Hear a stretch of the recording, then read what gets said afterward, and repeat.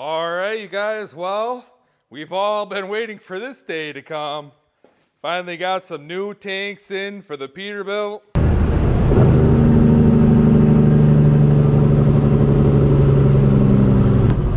So, as you all know, these tanks here, this one's cracked, so that one's been leaking. So after I posted my last video, changing my mirrors out and getting my truck all cleaned up, my only tank left that works, I was on my way to Illinois, and I ended up hitting something in the road, flung up, punctured a hole right in my tank. I ended up getting a self-tapping screw and some Flex Seal tape stuff. I just folded that Flex Seal tape and then put that self-tapper through it and then tightened it in there. And fortunately got it plugged off, but man, it was a decent sized hole in there and it was spraying some fuel out. I'm gonna take that one off first since there's no fuel in it really. And then we're gonna move the fuel, what's left of this one, into there, into the new tank, and then put this one on. We got new sending unit here. The new tank, the sending unit, apparently they updated, and now you gotta have a jumper harness. So I got one of those.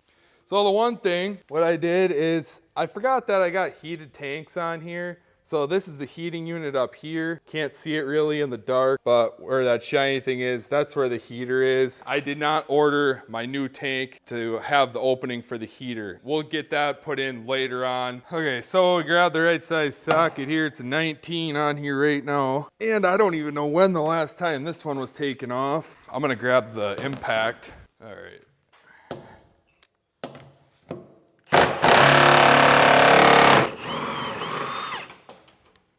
There. First one off. Says it would be too hard to reach back up in there. The bolt is so rusted on, so I just ended up chopping it with the plasma cutter. So now I just got to get the back side of the straps here.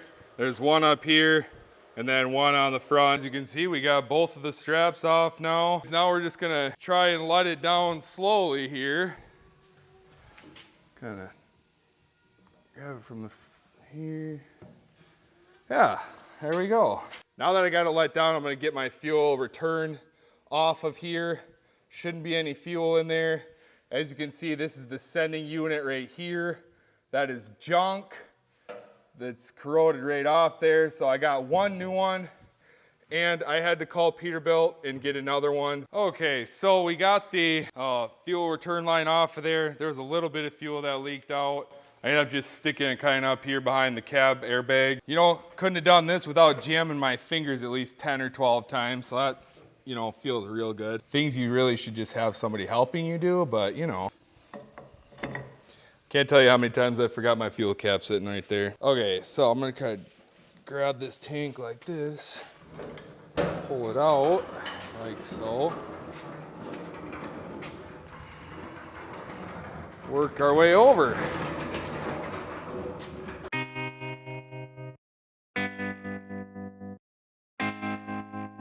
So I'm just gonna use like I think it's like a putty scraper or something like that, but I'm just gonna use it to kind of get all this extra sticky stuff off and whatever I can from the old straps that were on here.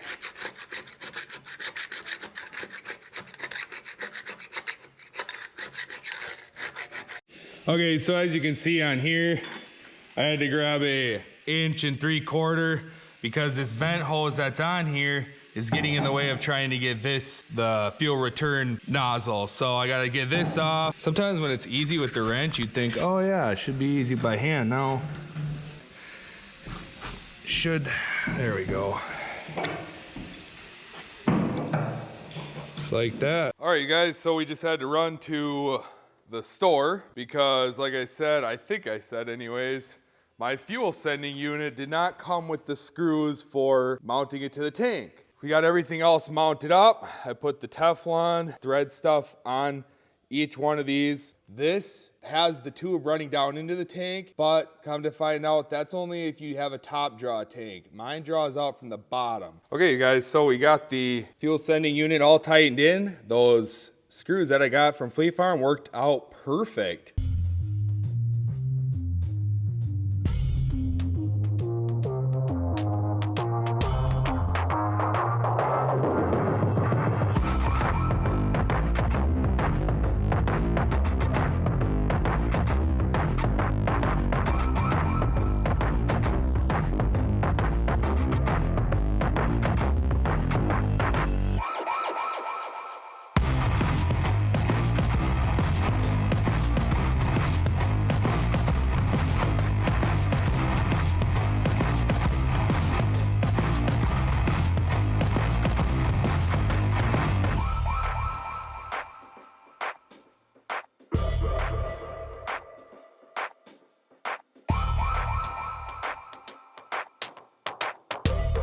Well, here we are, you guys. We got the tank on.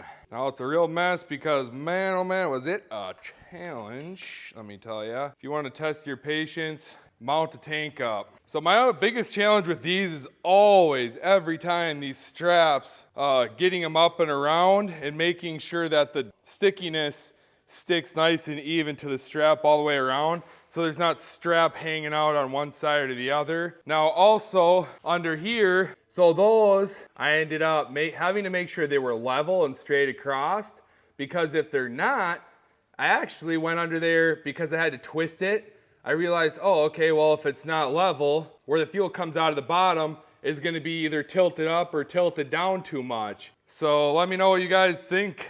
Our first tank is officially on. And that really changes the look, let me tell you. Look a lot better when it's all cleaned up, of course, but. All right, now to the other side. Well, good morning, everybody. We are back on day 2 of getting these tanks put on here. My fuel line had the wrong fitting on there because they just basically put a fitting on there to get it plugged off. So I had to get a pipe to pipe on there. And it was a pipe to whatever this fitting is.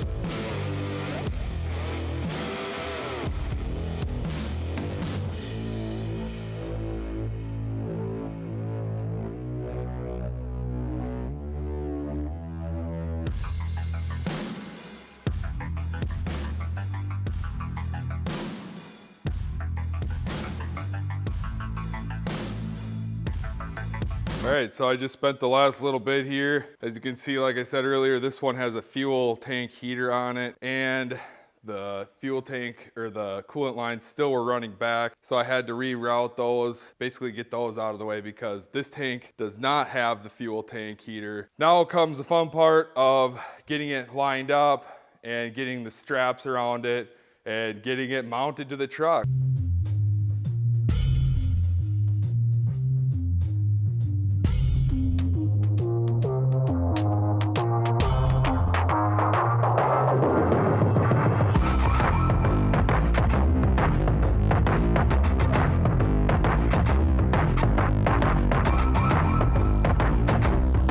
Trying to get that jack to roll on the cardboard was not working out too well, but we got it. So, all right, we got the tank practically standing on its or holding up by itself now. This side was a lot easier to get up for some reason. I put a jack under there and kind of picked the tank up and then held it up in its little spot there on that brace. And then this one, I put this one on first, and then what came over to this one, so I didn't even have the strap on there, and it worked out really well. All right, guys, here we go. This is gonna be the first startup with the new tanks on there. Hopefully everything goes good. I'm assuming I'm gonna have to change the fuel filter after it runs through. Kind of nervous.